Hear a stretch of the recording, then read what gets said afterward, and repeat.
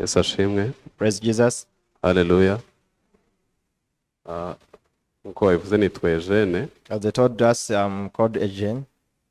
Guhagarara hano tuvuga imirimo y'Imana ntacyo bitwaye. Stand here telling the word of God, the works of God is not bad. Ejo utazahambona ukavuga ngo kubera icyo akunda guhagarara imbere. So if you see me all the time, don't say that why he's always standing before the church. Turavuga Kristo watubambiwe. We are saying that Jesus who crucified for us. Kandi namwe impamvu mwaje hano nuko hari Kristo wabatuye. And why you are all here is because you believe that Jesus has saved you. Hallelujah. Amen. Mfite ubuhamya burimo ibice nka bibiri. My testimony is in two categories. Ako harimo n'igice cyanjye kandi dufatanije twese. And it is on my own part, which is all we share here. Tukiri hirya wabaga uratanga ubuhamya ukaririmba ukumva mu ndirimbo ariho hari ubuhamya, ariko hano akenshi twarahageze turirimbira muri korali cyangwa se mu yandi matsinda, ariko ntabwo dukunda kuririmba turi gutanga ubuhamya. Before coming here to receive salvation, the true salvation, when someone was to give testimony, he or she used to start with singing. But here we no longer do it. Nongeye kwibuka Kristo wambambiwe. So I now remember the Christ who crucified for me. Nanjye ndi mubo yanyuzeho mbabaye, angibambe n'urukundo,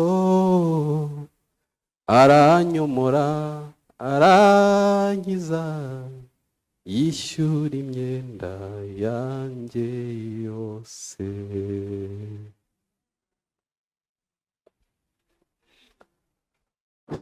Abayibutsa aho yavuye. Someone is remembering where I've been before. Katurebe Yohana igice cya mbere umurongo wa 29, turasoma twihuta. Let's read in the Gospel of John chapter 1 verse 29. Avuga ngo bukeye bwaho abona Yesu aza aho ari, aravuga ati, nguyu umwana w'intama w'Imana ukuraho ibyaha y'abari mu isi.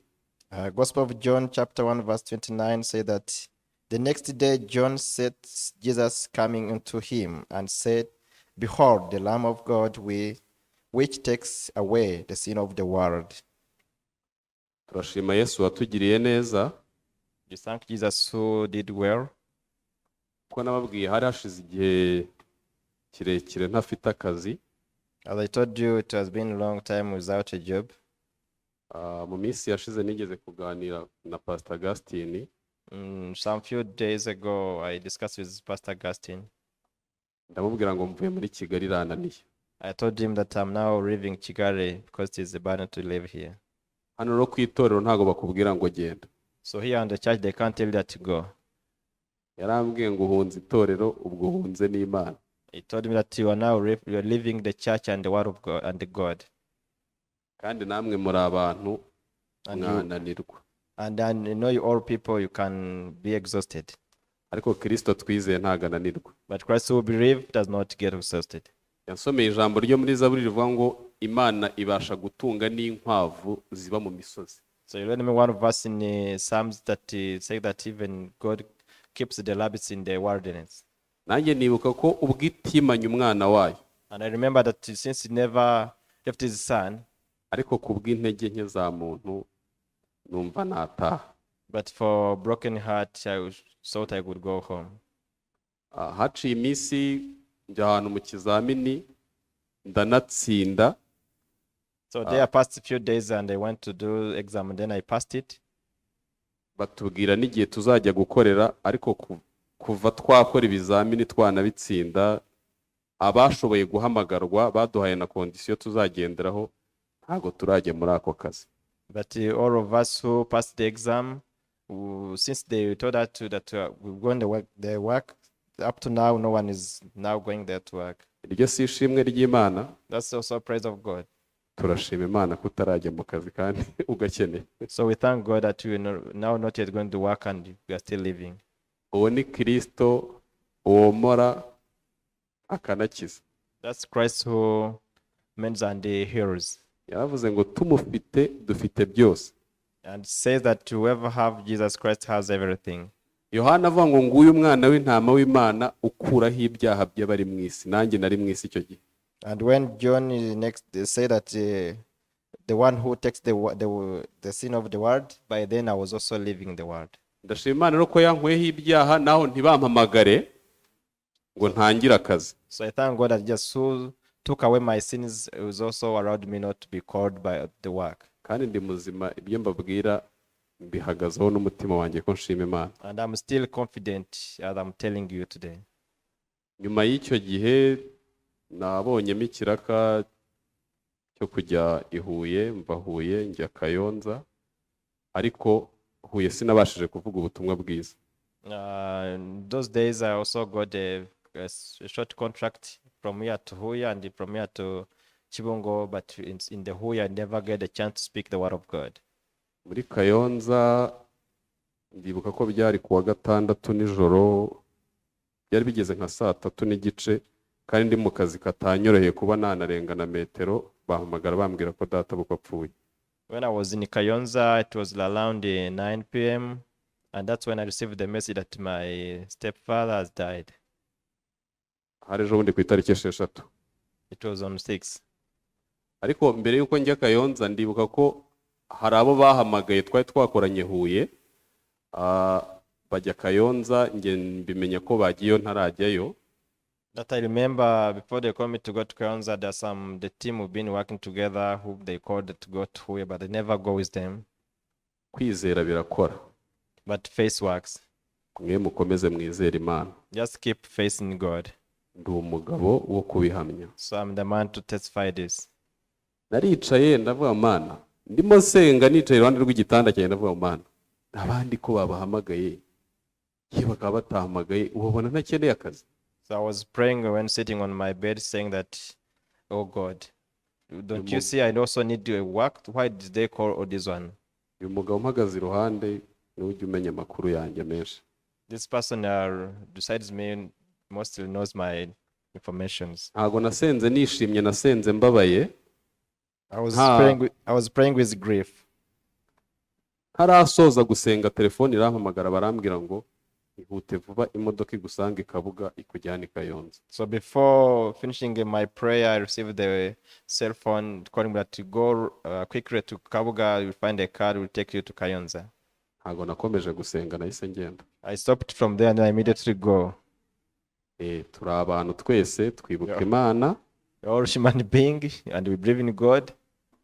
Ariko hari aho bigera kenshi tukayoba, ariko si uko Imana iba itari kumwe natwe. So most of the time we go astray, but always still God is with us. Izo saha bampamagara rero ndibuka ko bwacyaga mu gitondo umukuru w'igihugu araza kwiyamamaza, kandi nagombaga kugerageza nkarangiza akazi nari mfite wenda nka 6:00 nta n'imodoka mfite. So that was the day when the next day the president was to come for campaign. Muzehe watabarutse yari amaze iminsi arwariye mu rugo, ni naho yaguye, bambwira ko turamushyingura ku Cyumweru. And also my father-in-law has been died, was to be buried on Sunday. Yambereye ihurizo uruhande rumwe, ariko ndashaka kubabwira ko turi amatabaza ya Kristo. It was like a puzzle to me, but I want to tell you that we are lights of the Christ. Nahamagaye Pastor Augustine ndabubwira ngo wamfasha ukampa umuntu uzajya kubwiriza mu rugo bazashyingura muzehe. I called Pastor Augustine and asked him if he can give me one person whom I will go with so can preach to my family. Kubera ko amasaha yari yagiye, yagerageje ibishoboka, rangije arambwira ngo ejo ni gaburo, abantu bose bari mu mirimo, uwo muntu yabuze. And because it was somehow late, they eventually gave me an answer that no one will be available to go with you. Naho harimo ineza ya Kristo. It was also goodness of Christ. Bwira uyu mugabo twegeranye nawe arambwira ati ntago mari. And also this person, he told me that I'm not around. Abo bose rero ntago ari uko banyangaga.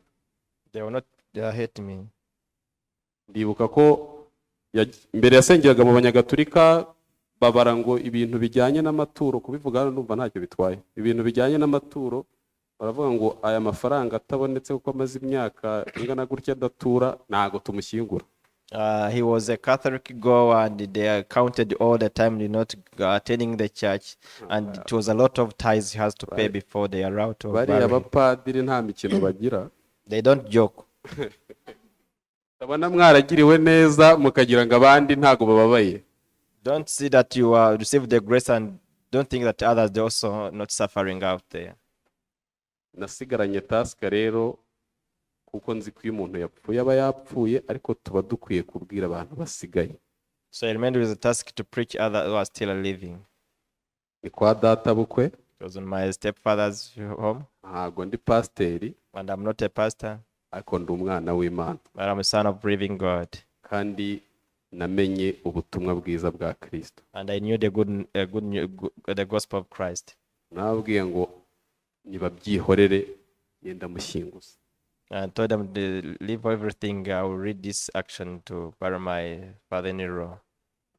Ndashima Imana ko mu badutabaye barengaga mu cyaro, murabizi baratabara, barengaga 200 na hafi 300. There were around 200 to 300 people who were around there in that burial ceremony. Nababwiye ngo uyu muntu we yapfuye yarangije urwe, I told them that this one also passed away. ariko mwebwe musigaye ku cyumweru mujya gusenga n'indi minsi, ntitaye ku itorero. Njye sindi pasiteri, ariko ngiye kubabwira icyazanye Kristo mu isi. I told them that I'm not a Christ, and I want to tell you that why Jesus Christ came into the world. Babwira ubutumwa bwiza. I preached them the gospel. Hari n'abapasiteri bari bahari, Charles we harimo bamwe azina n'abahantu runaka. Deacon Charles knows some pastors who are there. Ndibuka ko nasoje kubwiriza, maze no kumushyinguza, baza kundeba barambwira ngo nawe wabaye pasiteri. After all ceremonial, the pastors came to me asking me, are you also a pastor now? Nababwiye ngo naje nta dini mpagarariye, ahubwo mpagarariye Kristo. I told them that I came here without presenting any church but Christ, Jesus Christ. Mumwizere, ariko mujye munabwira abasigaye inkuru nziza y'agakiza, kandi mwe hari abayizi ariko mudashaka kuyivuga bitewe n'indamu zanyu. I told them that you have to preach the gospel of Christ, even if some of you know the gospel of Christ but never preach to the people. Ibyo byararangiye, mitangaruka i Kigali nza gusoza akazi k'abandi nari nasize. So after that I came back in Kigali to finish the work. Ariko naho harimo imirimo y'Imana. I also received the work of God. Bampamagaye ndi Rusororo kuri FPR. They called me when I was at Lusolo at FPR. Ahantu nakoraga barambwira ngo waza kuza kontabure akakwereka kontara ukareba niba wayemera ugakora akazi. When I was there at the FPR office, they called me to come out to sign for a contract. Naraje ndeba kontara ukuntu imeze, nibuka aho nakoze ibizamini kandi napashije ntarajyamo. Ndeba naho bampaye kontara kandi bidahuye kuko bari bambwiye mbere byari ibiraka, ndavuga ngo iyi kontara ndayikora. When I saw what was in the contract, I compared with the other contract, and I said I have to sign this contract. Zatangira akazi ejo ndi ku itariki ya mbere. I'll start a job in the 1st August. Pastor yavuze ngo aho tugenda hose turi abambere. Pastor, that's wherever we go, we are first. Kandi ijambo ritubitsemo ni ijambo ry'ukuri. And the word we have in our hearts is the true word. Imana yemeye gutanga umwana wayo izatugeza kure hashoboka. And God who allowed to give us his only begotten son will make us reach everywhere. N'abataramenya agaciro k'ijambo batunze, igihe kizagera Kristo akomeze kubasukaho umwuka we, kandi mureke tubwirize ubutumwa bwiza ahantu hose, nta kandi kazi dusigaranye katarako kuvuga ubutumwa bwiza. And let's all join our hearts together to preach the word. Everything God will take care about it.